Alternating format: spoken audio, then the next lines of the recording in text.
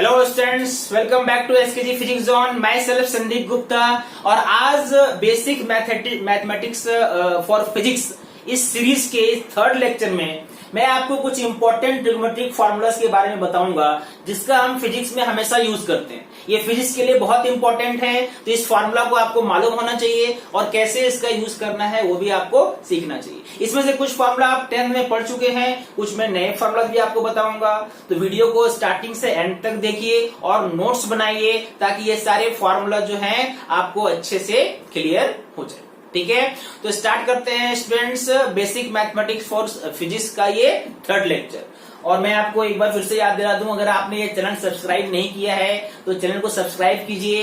11 का सिलेबस अभी हम स्टार्ट कर रहे हैं, सारे चैप्टर के वीडियो, सारे टॉपिक के वीडियो आपको मिलेंगे और टाइम पे सिलेबस भी कंप्लीट होगा। और हम लोग साथ साथ इंजीनियरिंग या मेडिकल का जो आप प्रिपरेशन कर रहे हैं उसके लिए तो ये मेरा पूरा फोकस रहेगा कि आपका वो 11th 12th plus engineering medical जो भी आप आईआईटी या नीट का प्रिपरेशन कर रहे हैं वो एक साथ चलता रहे। आपको डीपीपी मिलेंगे, आपको नोट्स मिलेंगे, ठीक है, लेक्चर नोट्स मिलेगा। अभी आगे बहुत कुछ होने वाला है, तो तैयार हो जाइए। ठीक है, तो स्टूडेंट्स स्टार्ट करते हैं। ये लेक्चर, इसका नाम है important trigonometric formulas used in physics. तो स्टूडेंट्स ये दो रूल हैं जो आपको फ्रीक्वेंटली फिजिक्स में आप यूज करेंगे। एक को हम साइन रूल कहते हैं, एक को कोसाइन रूल कहते हैं। ठीक है, साइन रूल से इसमें आपको एक आगे जब वेक्टर पढ़ेंगे हम लोग तो एक थ्योरम जो है वो इसी पे बेस्ड है, तो लाइब्निट्ज थ्योरम कहते हैं। पहले ये दोनों रूल हैं क्या और कहाँ यूज करते हैं ये आपको एक बार मैं समझाता हूँ। लास्ट क्लास में मैंने आपको ट्रिग्नोमेट्रिक रेशियो के बारे में बताया था, साइन कॉस टेन समथिंग कैसे आप निकालते हैं, लेकिन वो एक राइट एंगल ट्रायंगल के लिए था। मान लो अगर कोई भी राइट एंगल ट्रायंगल नहीं, कोई भी एक कॉमन ट्रायंगल है ना, जैसे कि मान लीजिए कि आपके पास एक ट्रायंगल है A B C. This triangle is A, this is B and this is C. ठीक है, इस साइड को मैं यहाँ पे ए लिखता हूं, इस साइड को बी लिखता हूं और इस साइड को सी लिखता हूं। ठीक है, मतलब ए बी का लेंथ ए है, बी सी का लेंथ बी है और ए सी का लेंथ सी है। ये एंगल मान लीजिए इसको मैंने लिखा एंगल अल्फा।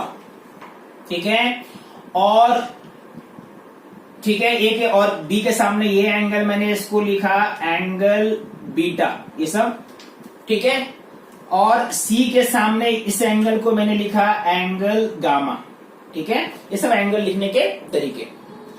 अब अगर ये इसमें यहाँ पे कितने क्वांटिटीज हैं तो देखो, लेंथ 3 लेंथ है, 1 2 3 and 3 angles, 3 lengths and 3 angles. ठीक है, इन 6 में से कोई भी अगर आपको 5 मालूम है और छठा मालूम करना है, ठीक है, तो वहां पे आप यूज करते हैं कौन सा रूल?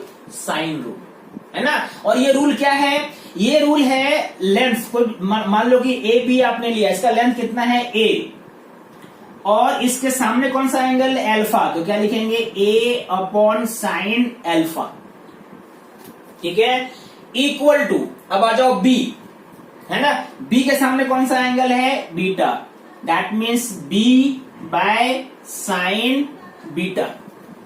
ठीक है, जो भी एंगल का वैल्यू दिया रहेगा, इक्वल टू थर्ड साइड, ये मान लो ये सी है, सी के सामने कौन सा एंगल है? गामा, तो क्या लिखेंगे? C by sine gamma. This rule is known as sine rule. अब यहां पे आप देखो, कोई भी 6 में से कोई भी 5 अगर आपको मालूम है तो छठा आप निकाल सकते हैं। ठीक है, मैं एग्जांपल लेता हूं। देखो, मान लो कि एक ट्रायंगल है, एक एग्जांपल करते हैं इस पे।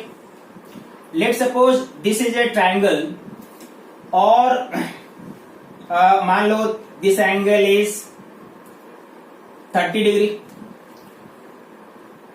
This angle is also 30 degree और 13 लेते हैं इसको। ठीक है, 30 लेने के लिए मैं डायग्राम को फिर से बनाता हूं। देखो,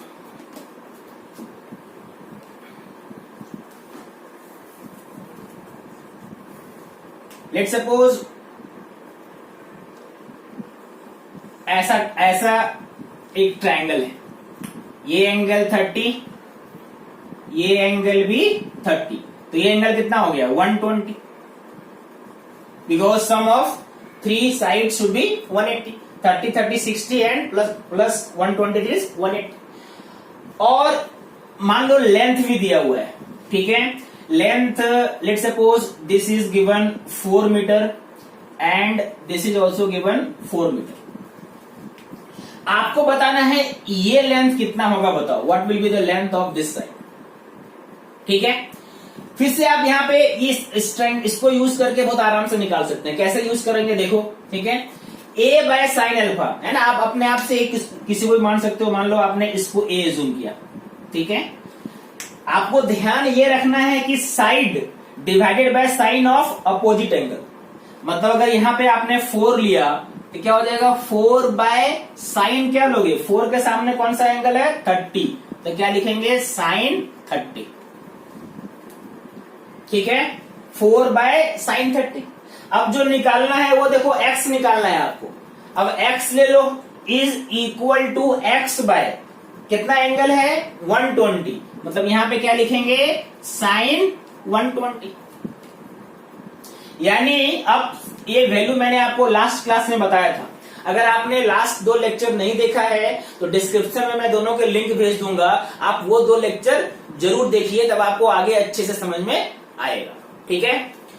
साइन 30 कितना होता है 1/2, दैट मीन्स 4 बाय ये क्या हो गया 1/2 इक्वल टू x, ठीक है।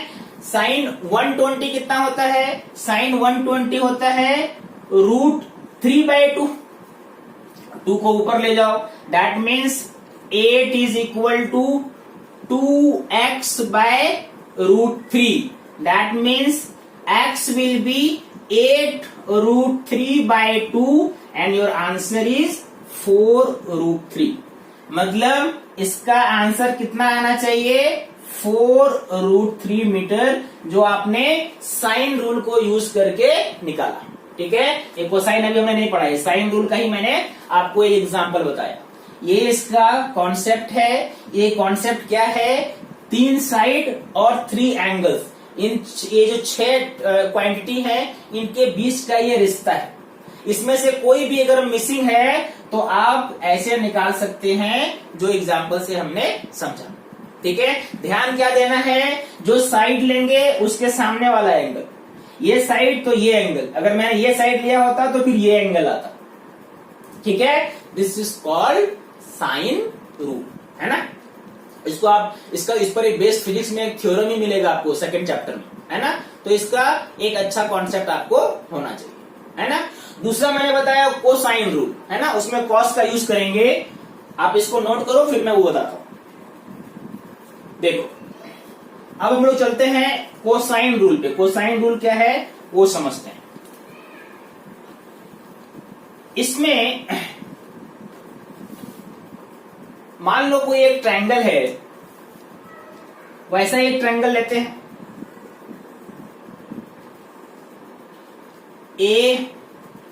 ABC, इसको हम A, इसका लेंथ को A मानेंगे, इसका लेंथ ये B है और इसका लेंथ मान लो C, ठीक है।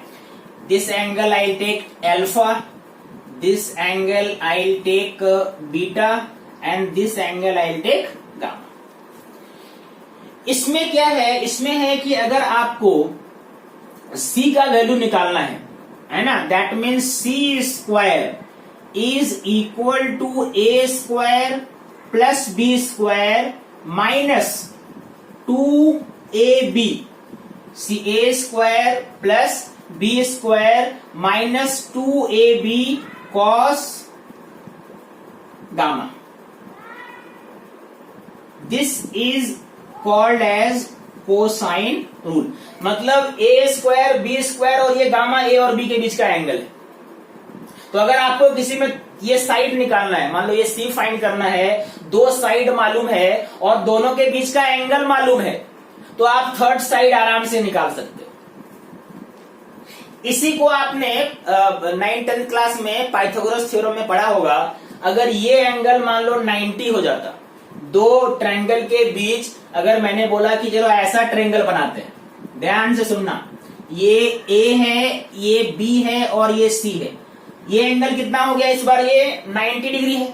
और cos 90 कितना होता है, 0 होता है। cos 90 चूंकि 0 होता है, इसलिए आप पाइथागोरस थ्योरम में पढ़ते हो C square equal to A square plus B square, that is hypotenuse square equal to perpendicular square plus base square. तो ये आपने अर्लियर क्लास में पढ़ा होगा। अब ये यहां से ये मैंने नया अभी आपको मिला कि अगर राइट ट्रायंगल नहीं भी हो और दो साइड का लेंथ आपको मालूम है, दोनों के बीच का एंगल आपको मालूम है, तो आप थर्ड साइड का लेंथ निकाल सकते हैं। एग्जाम्पल करें, देखो इस पे एग्जाम्पल करते हैं। मान लो आपको एक क्वेश्चन दिया हुआ है जिसमें हम कोसाइन रूल लगाएंगे। ये कैसा है कि इसको ऐसे समझो कि एक ट्रायंगल है,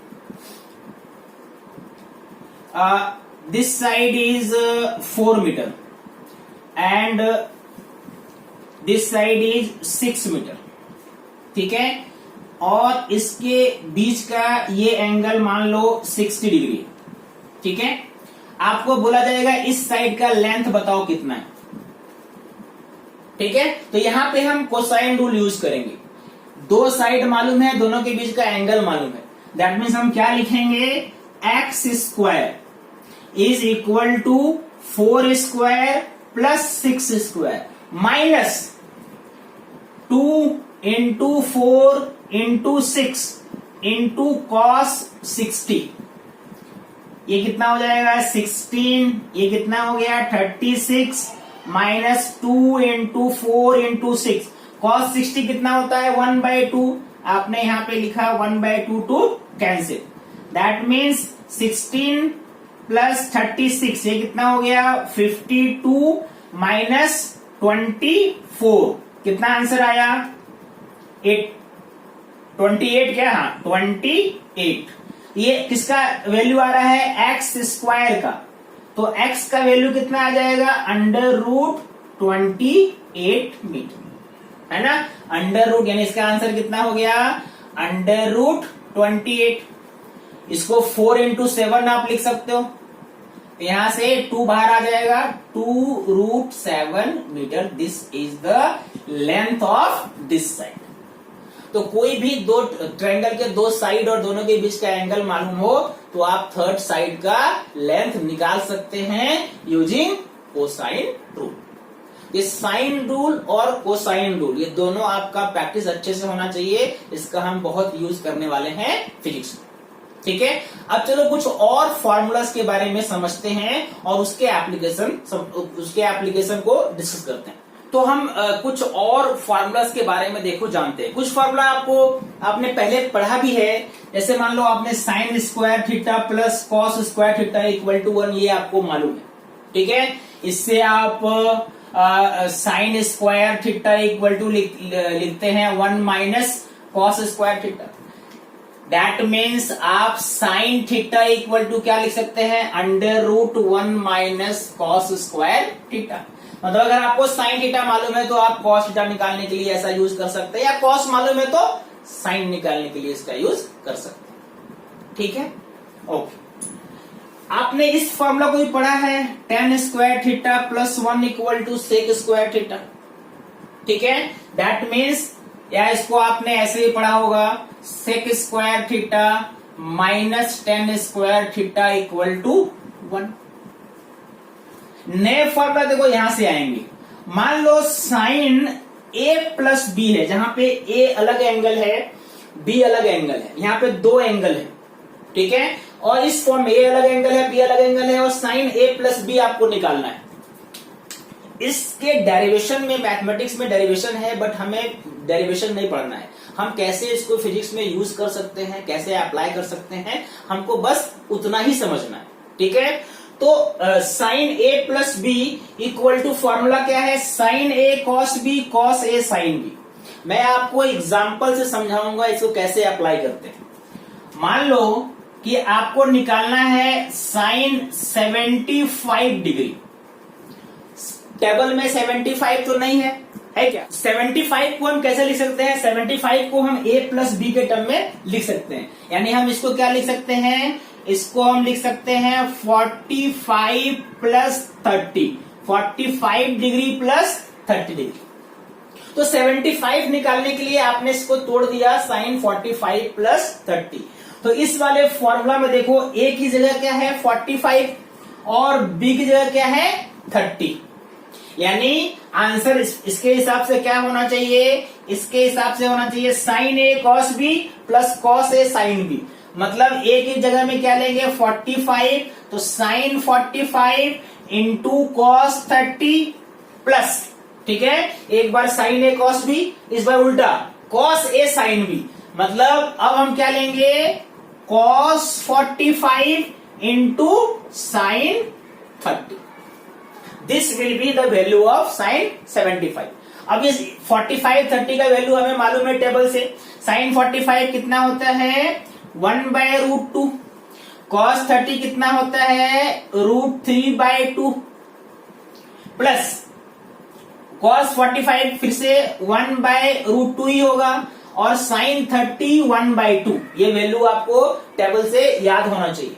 यानी इसका वैल्यू 2√2 दोनों में नीचे आ गया, नीचे क्या आया 2√2, तो ऊपर क्या बच गया इधर √3 इधर 1।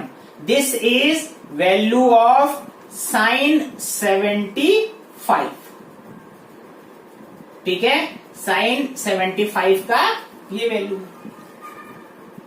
समझ में आई बात। अब sin 75 का वैल्यू आपको मिल गया। कैसे आपने निकाला, आपने निकाला sin a प्लस b के फॉर्मूला को यूज करके। ओके, क्लियर है। sin 75 को आप क्या लिख सकते हैं, sin 75 को आप लिख सकते हैं sin 90 माइनस 15 लिख सकते हैं क्या, 90 में 15 माइनस करो 75 आएगा। और sin 90 माइनस थीटा क्या होता है cos थीटा, यानी इसका क्या वैल्यू हो गया cos 15 का भी यही वैल्यू आएगा। जो sin 75 का वैल्यू आया वही वैल्यू किसका होगा cos 15 का भी होगा। देखो एक से दूसरा जो है वो कनेक्टेड है, एक अगर आपने निकाला तो एक और वैल्यू पता चल गया। जो वैल्यू sin 75 का है वही वैल्यू cos 15 का है। ठीक है, ओके। अब नेक्स्ट फॉर्मूला में आते हैं, एग्जाम्पल को नोट करो। नेक्स्ट फॉर्मूला में देखो आते हैं। इस बार अगर मान लो आपने यही माइनस किया होता sin a माइनस b, तो बस ये प्लस की जगह माइनस हो जाएगा। ठीक है, मतलब sin a minus b equal to sin a cos b minus cos a sin b। अगर मान लो इसका एक एप्लीकेशन देखो, मान लो आपको निकालना है sin 15 डिग्री, तो sin 15 क्या होगा, sin 15 को आप क्या लिख सकते हो, इसको लिख सकते हो sin 45 माइनस 30। 15 डिग्री को क्या लिख सकते हैं 45 डिग्री माइनस 30 डिग्री। तो a की जगह में फिर से 45 है, b की जगह में 30 है, तो ये वाला लगा formula sin a cos b, मतलब sin 45 cos 30 minus cos 45 sin 30। sin 45 मालूम है आपको कितना 1/√2, cos 30 कितना √3/2, cos 45 1/√2 और sin 30 1/2, यानी वैल्यू कितना आया √3 माइनस 1/2√2। ये किसका वैल्यू है, ये sin 15 डिग्री का वैल्यू आ गया। और sin 15 को हम क्या लिख सकते हैं, sin 15 को हम लिख सकते हैं sin 90 माइनस 75। और sin 90 माइनस 75 क्या होता है, 90 माइनस थीटा क्या होता है, ये cos थीटा के इक्वल होता है। मतलब यही वैल्यू किसका भी होगा cos 75 का। तो जो sin 15 का वैल्यू है वही वैल्यू किसका होगा cos 75 का। कितना वैल्यू, जो अभी आपने निकाला √3 माइनस 1/2। ठीक है, तो इस तरह से sin a plus B sin a minus B निकाल सकते हैं। वैसे ही आप cos a plus B cos a minus B भी निकाल सकते हो। ठीक है। मान लो cos 75 चाहिए, अभी तो चलो मैंने cos 75 या cos 15 का वैल्यू आपको निकाला, लेकिन इस फॉर्मूला को भी आप जब यूज करोगे, cos a प्लस बी क्या होता है, cos a plus B cos a cos b minus sin a sin b। ठीक है, यहाँ पे प्लस है, यहाँ पे माइनस है, ये cos वाले में याद रखना, ठीक है। साइन वाले में यहाँ प्लस, यहाँ माइनस, यहाँ माइनस, cos में उल्टा होगा, cos में यहाँ प्लस, यहाँ माइनस, और जब निकालोगे cos a माइनस बी तो बीच में प्लस आ जाएगा, ठीक है। cos a माइनस बी तो वैल्यू यहाँ पे प्लस आ जाएगा। आप पूछोगे ऐसा क्यों हुआ, तो cos में क्या होता है, cos का वैल्यू एंगल के साथ डिक्रीज होता है, आपको मालूम है। cos 0 1 होता है और cos 90 0 होता है। तो 0 से 90 की ओर अगर बढ़ोगे तो cos का वैल्यू 1 से 0 की तरफ कम होता है। तो यहाँ पे जिस cos में उस एंगल का वैल्यू ज्यादा होगा जिसका वैल्यू कम होगा। तो मुझे बताओ a माइनस बी का वैल्यू कम होगा या a प्लस बी का वैल्यू कम होगा? जाहिर है कि a माइनस बी का वैल्यू कम होगा, a प्लस बी का वैल्यू ज्यादा होगा। तो अगर a माइनस बी का वैल्यू कम है तो cos में उसका वैल्यू ज्यादा आना चाहिए। फिर से cos में उस एंगल का वैल्यू ज्यादा होता है जिसका वैल्यू कम होता है। मान लो cos 30 डिग्री और cos 10 डिग्री, कौन बड़ा होगा, cos 10 या cos 30? cos 10 बड़ा होगा, ठीक है। कोई cos का वैल्यू डिसेंडिंग ऑर्डर में जाता है, तो इसीलिए चूंकि यहाँ पे एंगल कम है तो ये वैल्यू ज्यादा होना चाहिए, इसलिए मैंने यहाँ पे प्लस लिखा। यहाँ पे ये एंगल ज्यादा है, इसका वैल्यू कम होना चाहिए, इसलिए यहाँ पे माइनस है, ठीक है। वैसे ही हम 10 का निकालेंगे। 10 का देखो क्या फॉर्मूला है, 10 का फॉर्मूला है 10a plus B is equal to 10a plus 10b और divided by 1 minus 10a 10b, ठीक है। ये फॉर्मूला भी बहुत इंपॉर्टेंट है और बहुत यूज होता है, ये आपको बिल्कुल याद होना चाहिए। मैं इसको एक एग्जांपल से करता हूं। मान लो कि मैंने अगर आपसे पूछा होता चलो 1075 का वैल्यू बताओ कितना होगा, ठीक है। तो 1075 का वैल्यू एक तो आप वैसे निकाल सकते हो, साइन 1075 मतलब साइन 75 बाय cos 75। अभी आपने वो निकाला था साइन 75 cos 75, वो आप वैसे भी कर सकते हो, लेकिन इस फॉर्मूला में को यूज करके देखते हैं। 75 को हम क्या लिखते हैं, 75 को हम, या चलो हम थोड़ा, हाँ चलो ठीक है 75 लेते हैं। 75 को हम क्या लिखते हैं, 1045 प्लस 30 और 10a प्लस b क्या होता है, देखो 10a प्लस 10b मतलब ऊपर क्या हो जाएगा 1045 plus 1030 divided by 1 minus 10a into 10b मतलब 1 माइनस 10, तो ऊपर प्लस है नीचे माइनस है, ठीक है। 1 माइनस 1045 इंटू 1030। अब ये वैल्यू रख देते हैं, 1045 1 होता है, 1030 1 बाय रूट 3 होगा, और यहां पे मल्टीप्लाई किया आपने 1 इंटू 1 बाय रूट 3, फिर से आपका क्या हो गया 1 बाय रूट 3। तो इसको जब सॉल्व करोगे तो ये क्या हो जाएगा, root 3 plus 1 by root 3 minus 1। ये किसका वैल्यू आया, ये वैल्यू आया 1075।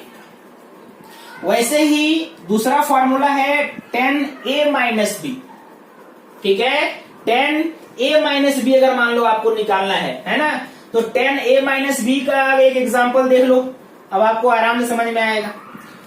मान लो कि मैंने आपको बोला 1015 डिग्री बताओ कितना है, फिर से 1015 को क्या लिखोगे आप, 1045 माइनस 30। फॉर्मूला क्या है, 10a minus 10b, 10a minus 10b divided by 1 plus 10a into 10b मतलब ये फॉर्मूला हो जाएगा 1045 माइनस 1030 डिवाइडेड बाय 1045 प्लस 1030। अगर देखो ध्यान से तो यहां पे क्या था, प्लस, यहां हो गया माइनस, बस साइन का चेंज है। साइन जहां पे ऊपर प्लस था अब माइनस हो गया, नीचे माइनस था तो प्लस हो गया। तो ये वैल्यू आपको मालूम है कि यहाँ पे √3+1 था, तो अब क्या आएगा √3-1 और नीचे क्या आएगा √3+1। तो ऐसे आप 10, 15 का वैल्यू भी फाइंड कर सकते हैं। तो ऐसे हम sin a plus B, cos a plus B, tan a plus B निकालते हैं और इसको हम बहुत यूज भी करते हैं फिजिक्स में।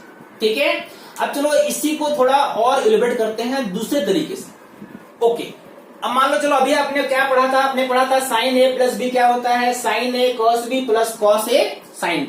ठीक है, मान लो कि यहाँ पे ये दोनों इक्वल एंगल है, a और b आपस में इक्वल है, और इन दोनों अगर चूंकि दोनों इक्वल है तो हम दोनों को क्या लिखेंगे, दोनों को a ही लिखेंगे, क्योंकि a और b दोनों का वैल्यू इक्वल है। तो ये फॉर्मूला क्या हो जाएगा, देखो ये फॉर्मूला हो जाएगा sin a प्लस a। ठीक है, और इधर क्या हो जाएगा, इधर हो जाएगा sin a cos a, और ये क्या हो गया cos a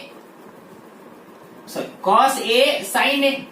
तो ध्यान से देखो, तो ये sin a cos a, यानी ये कितना आ जाएगा इसका वैल्यू, इसका वैल्यू हो गया 2 sin a cos a।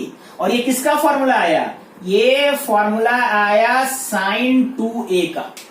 किसका फॉर्मूला आया, ये sin 2a का।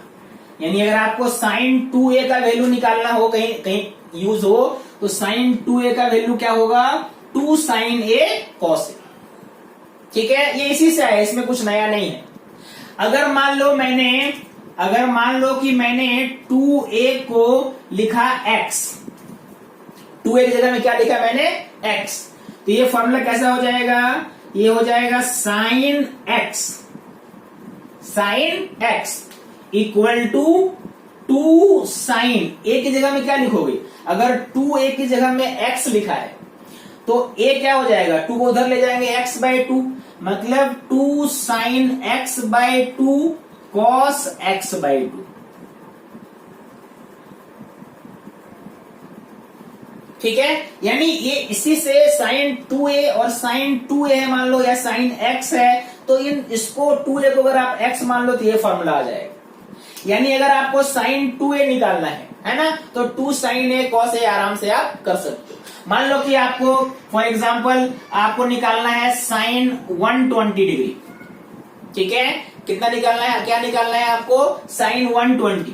अब आप टेबल आप भूल गए हो, तो sin 120 को, अगर sin 120 को हम क्या लिख सकते हैं, sin 2 into 60, यानी 2 into a के जगह में देखो तो a के जगह में क्या आया 60 आया, तो आंसर क्या हो जाएगा 2 sin 60 into cos 60, मतलब 2 into √3/2 into 1/2, ये कैंसिल हो गया, तो आंसर क्या आया √3/2।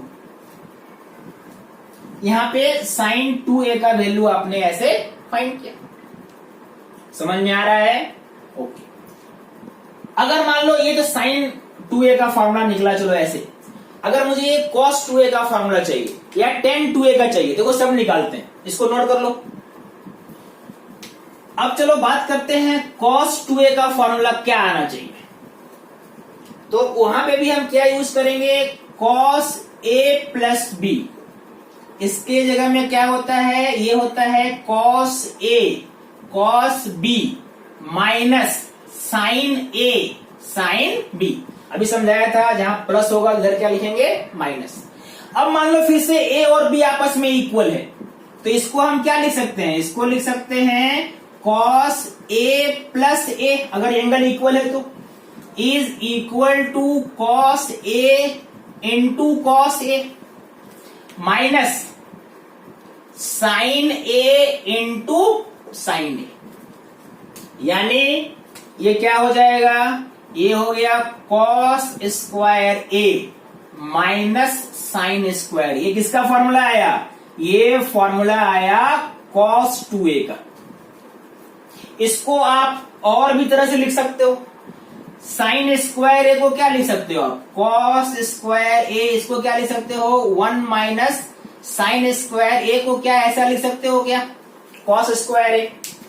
कैसे क्यों ऐसा लिख सकते हैं, क्योंकि आपको मालूम है sign square theta plus cos square theta 1 होता है, तो कॉस साइन स्क्वायर की जगह हम क्या लिख सकते हैं 1 माइनस कॉस स्क्वायर ए।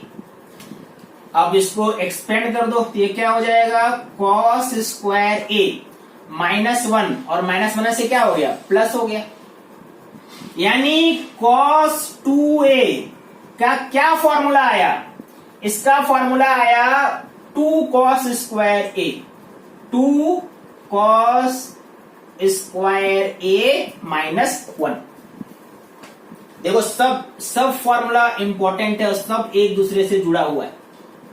अगर आप 1 को इधर लेके आ जाओ माइनस में इधर क्या हो जाएगा प्लस हो जाएगा, तो क्या लिखोगे 1 plus cos 2a is equal to 2 cos square A. यानी अगर 2 को हम इधर लाएंगे तो 1 plus cos 2a divided by 2 का under root equal to cos A आ जाएगा। ये फॉर्मूला किसका है कॉस ए का। जब आपको 2a मालूम है लेकिन a नहीं मालूम है तो आप ये फॉर्मूला यूज कर सकते हो। जैसे फॉर एग्जांपल मान लो कि आपको निकालना है कॉस 15 डिग्री, तो 15 आपको नहीं मालूम है लेकिन 30 मालूम है, मतलब 2 इंटू ए मालूम है, तो कॉस 15 का फॉर्मूला क्या हो जाएगा 1 प्लस कॉस 2a, मतलब 2 इंटू 15 कितना हो गया 30, तो 1 प्लस कॉस 30 बाय 2 का अंडर रूट, यही वैल्यू आएगा कॉस 15 का। आप उसको फाइंड कर सकते हो। समझ में आई बात? ओके। अब मान लो कि ये चलो साइन 2a हो गया, कॉस 2a हो गया। अगर आपको tan 2a चाहिए, ठीक है, tan 2a को वो भी निकाल लेते हैं। देखो नोट कर लो इसको। ओके, मान लो tan 2a फाइंड करते हैं। देखो tan 2a में फिर से वही tan a प्लस b का फॉर्मूला यूज करेंगे। तो tan a प्लस b का क्या फॉर्मूला मैंने बताया, tan a plus tan b divided by 1 minus tan a into tan b।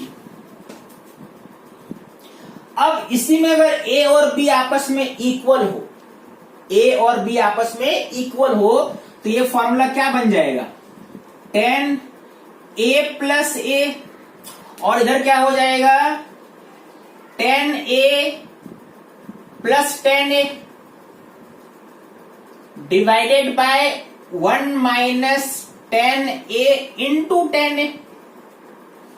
यानी ये फॉर्मूला एक्चुअल में कितना हो गया, ये क्या निकला इधर, ये निकला tan 2a का फॉर्मूला, और ये कितना हो गया 2 tan a plus tan a add किया 2 tan a हो गया, और नीचे यहां पे मल्टीप्लाई करोगे तो tan स्क्वायर a हो जाएगा, tan square. This is the formula for tan 2a।